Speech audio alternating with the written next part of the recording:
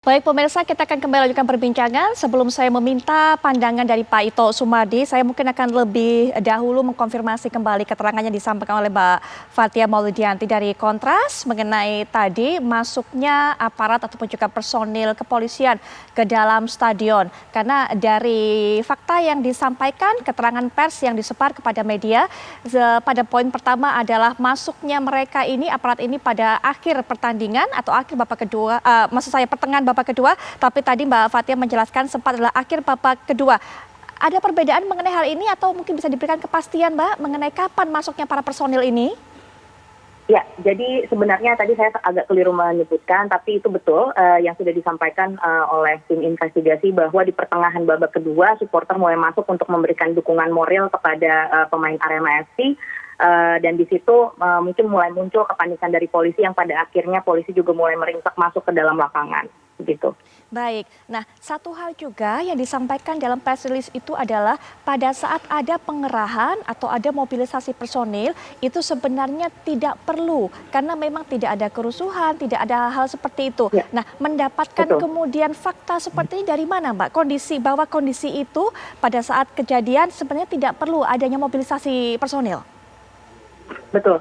Jadi bisa dilihat dari dua kacamata. Pertama dari hasil temuan itu sendiri, bahwa memang dari hasil interview atau wawancara kami kepada beberapa pihak saksi, memang dinyatakan bahwa sebetulnya tidak ada niatan untuk melakukan kerusuhan sama sekali, tapi hanya sebatas untuk melakukan dukungan moral, tetapi tiba-tiba disambut dengan meringseknya masuk para aparat kepolisian ke dalam lapangan, termasuk dengan prajurit TNI juga.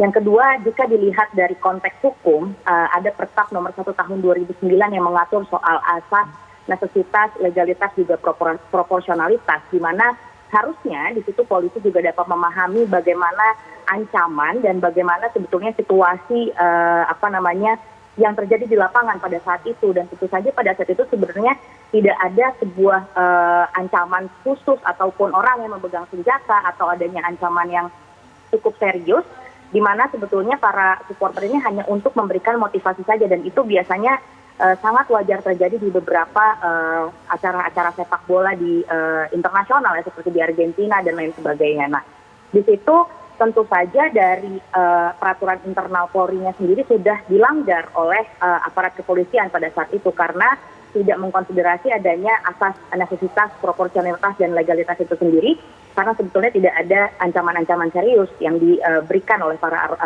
supporter Arema. Baik Pak Ito, mungkin punya pandangan mengenai hal ini Pak Ito. Yang pertama adalah pengerahan atau mobilisasi personil masuk ke dalam area pertandingan di pertengahan babak kedua, di mana pada saat itu dirasa tidak ada ancaman berarti yang mengharuskan adanya mobilisasi aparat. Apalagi kemudian kalau kita tahu dari fakta yang berkembang bahwa supporter ini kemudian turun itu adalah di akhir pertandingan. Tapi personil ini sudah dimobilisasi semenjak pertengahan babak kedua.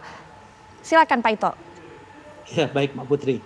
Sebelum saya masuk ke pertanyaan, tentunya saya ingin menyampaikan bahwa tragedi Kanjuruhan ini merupakan pelajaran yang sangat mahal, pahit sekaligus berharga bagi pemerintah, dunia sepak bola Indonesia, dan terutama aparat keamanan. Kita juga harus melihat sebagaimana disampaikan Mas Wahyu tadi, bahwa melihat peristiwa ini secara utuh, ya, tidak sepenggal-penggal, sehingga tidak saling menyalahkan ataupun melempar tanggung jawab. Kenapa demikian? Karena kita juga harus tahu, harus fair, bahwa jatuhnya korban jiwa itu bukan hanya supporter, tetapi aparat keamanan juga, dan kerugian material yang sangat besar, ya, yang mengindikasikan adanya kelemahan. Nah, sekarang bicara masalah yang disampaikan tadi oleh dari Kontras, saya sangat berpengalaman untuk mengamankan bola sejak pengamanan pada saat saya bertugas di Bandung, Persib, sampai dengan di Surabaya waktu saya Kapoltabes Surabaya, Mbak. Kita punya namanya rapat koordinasi dengan Panpel. Nah, di sini kenapa kok sampai gas air mata masuk? Ini ada indikasi bahwa komunikasi dan koordinasinya ini kurang. Harusnya kan Panpel memberitahu aturan dari FIFA. Kemudian juga penanggung jawab dari aparat keamanan yang ada di dalam, ya, waktu itu saya ada di dalam.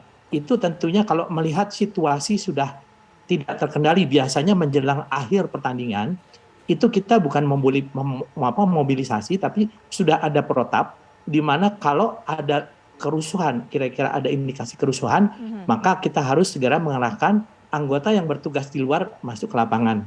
Nah, sekarang kalau kita lihat daripada faktanya, di dalam lapangan itu ada 2 mobil, satu mobil K9, yaitu mobil Satwa, di mana mobil itu dibalik dan dibakar.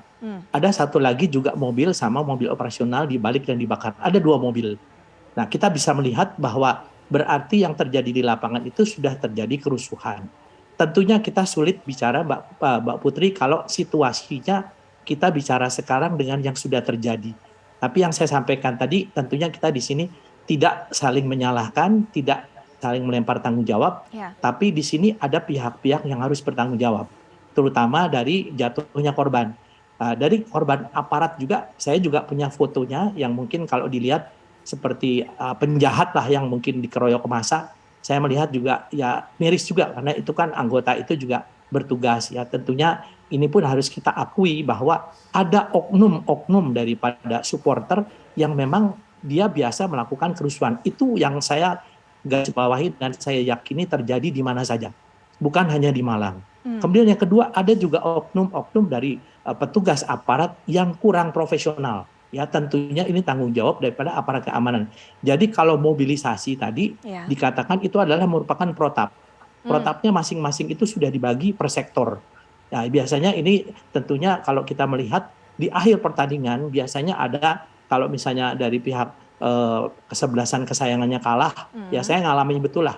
Waktu mengamankan di Persib, di Jakarta maupun di Surabaya, itu ada oknum-oknum supporter. Saya tidak mengatakan supporter semua ya, tapi oknum supporter yang memang dia tuh sudah terbiasa melakukan kerusuhan.